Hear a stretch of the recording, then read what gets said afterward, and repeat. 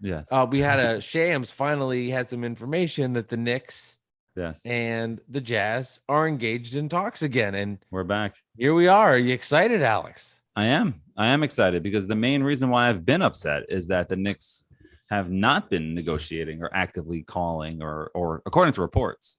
And Windhorse said it. He said, "Have a nice summer." And that's him saying that that nothing's going to happen this summer.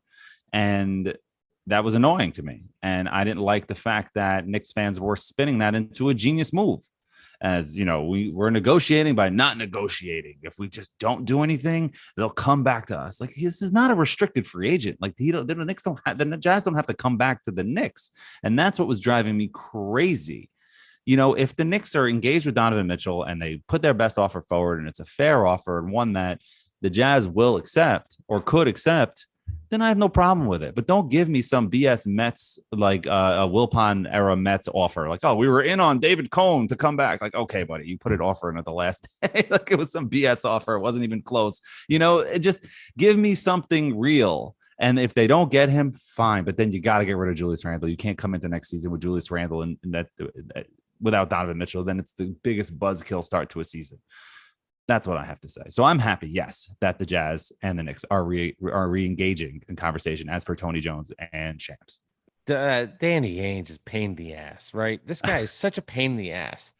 Knick fans, you should just be able to celebrate, relax. Donovan Mitchell should be on the team right now. You're going out to the beach, you're having a pina colada, you're relaxing, you're listening to Bad Weather Fans, and you're downloading. You should be listening to Alex talking about how is Donovan Mitchell going to fit in the rotation. But this damn Danny Ainge is such a pain in the ass that he's asking for too much stuff. And now you have the Knicks organization, the Knicks brass, that can't go all in and have to negotiate the long game because the timing was terrible. And now Knick fans are all going to be, you got two Knick fans. One's going to be like, it's fine. Give it time.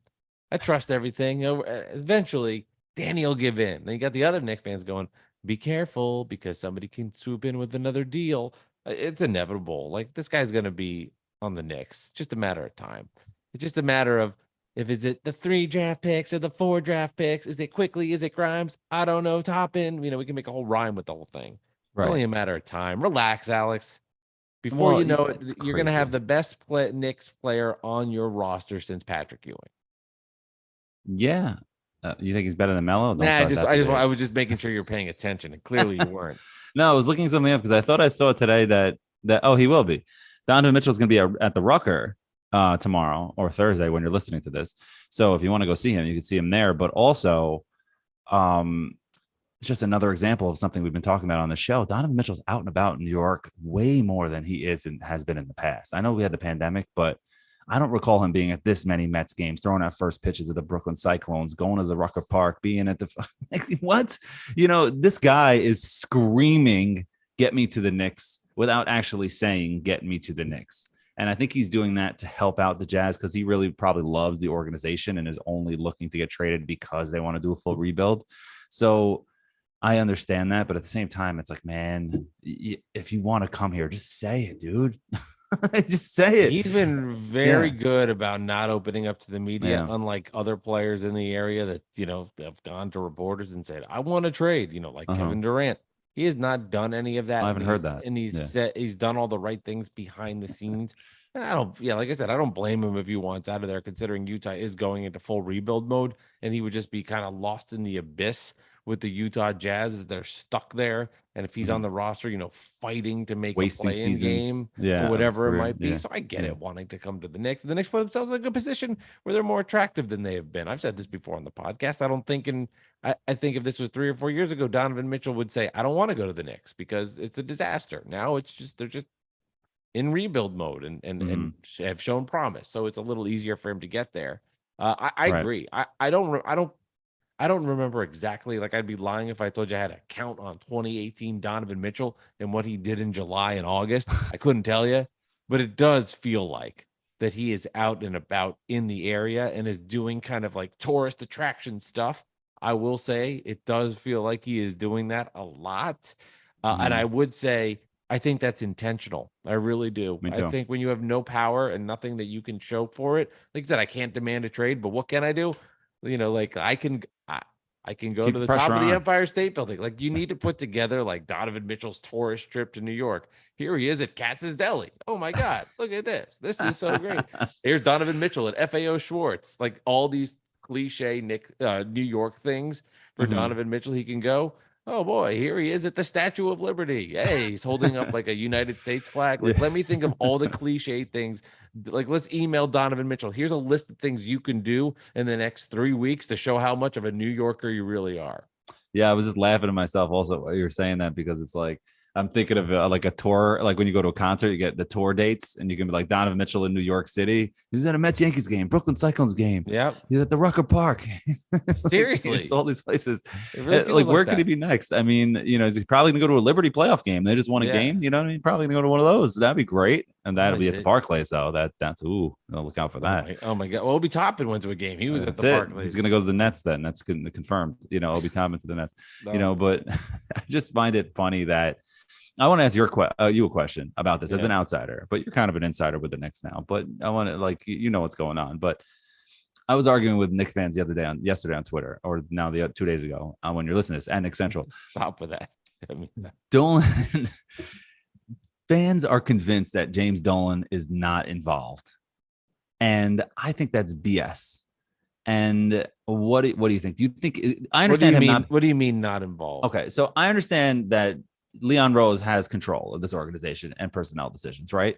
James Dolan doesn't care if Ferret Hunt is on the roster. He doesn't care about Deuce McBride.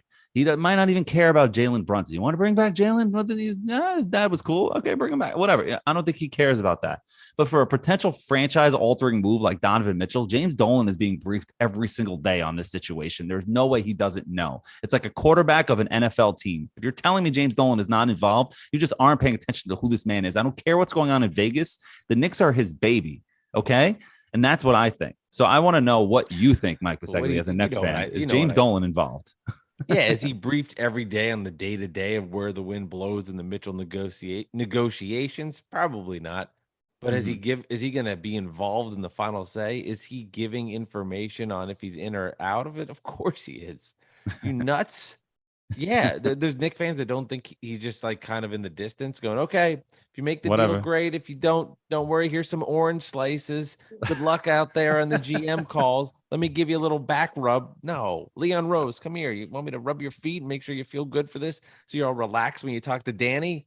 Of course he's involved. I'm not saying he's in the war room going like, is it the third pick or the fourth pick? Like Jerry Jones or something? No. But to say he has no involvement on this is silly.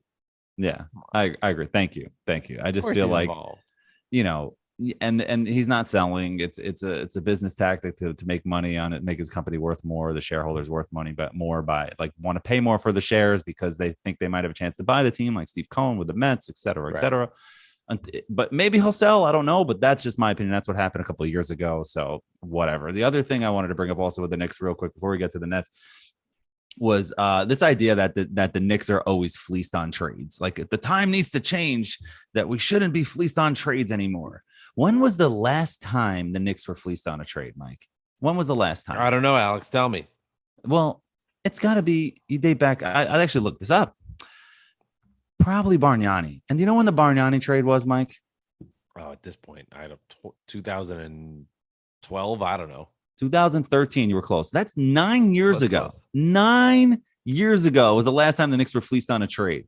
It's so crazy. Like you can talk about, maybe the Calderon and Dallenberg trade for Tyson, but that was 2014. Fine. You want to do that? It's 8 years ago. But then you can't count the Shumpert and J.R. Smith trade for because they were trying to tank for Towns and Melo was getting surgery. We know that story, but they ended up with Porzingis, etc.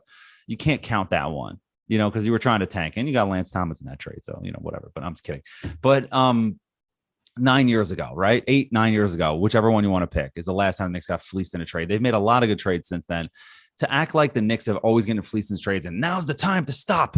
And we're no longer going to just let guys come in here and screw us over. It's been so long since they've been actually screwed over on a trade to continue this narrative that they have been screwed on trades all the time. You're just giving in to the stupid media brainwash of it's been 20 years. It's been 20 years. They were in the playoffs last season. They were in the playoffs 3 years with Melo. It's been 9 years since they blew a trade. lay off. All right. You don't have to make up these fairy tales of why you want Donovan Mitchell for less than what Danny Ainge is looking for.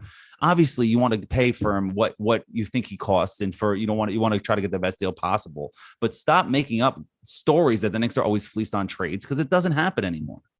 Yeah, I would say the Knicks have sucked a lot, not because they're fleeced on. I mean, they've been fleeced before in the past. It's happened, but the Knicks have been bad for a bevy of reasons, for not drafting well with their lottery picks, having management that's been a disaster, and really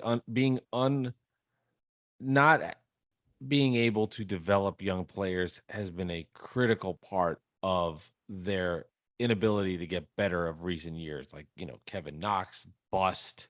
Ntilikina, bust. I mean, that's been a major problem. So I hear you on that. I mean, I think there's just a stereotype and a stigma that gets stuck with teams and stuck with players, where it's funny too, though, because you're talking about Knick fans making these proclamations, and it's again, self-fulfilling prophecy of like, oh, the media is hard on us, but we'll be hard, we'll do the same kind of thing. Well, I mean, it's so don't get mad at the media, I guess, if Knick fans are going to make the same kind of proclamations. I do have some Mitchell breaking news. Just saw he was in Central Park. Oh, close. Let me know when he goes to the Midtown Tunnel, then I'll be right there. But it's also crazy how, like, just to stay on this one more thing, we praise the Knicks for the Porzingis trade. We praise the Knicks for the Derrick Rose trade with the Pistons. Some fans, not me, praise the Knicks for these draft day trades. We praise the Knicks for the Melo trade with Oklahoma City and how you made wanted him to show up to camp, and then you ended up getting a second round pick that turned into Mitchell Robinson. Like, we praise the Knicks for all these moves, but then you're going to sit there on the same time at the other side of your mouth and tell me that the Knicks are always fleeced on trades. I don't want to hear it. Like, yes, you get the best deal possible with Donovan Mitchell, but stop making up stories that they get fleeced all the time, because then you're just as bad as the guys on ESPN that you sit there and you mock all day on Twitter. Yep. That's all I have to say. Yeah, I agree.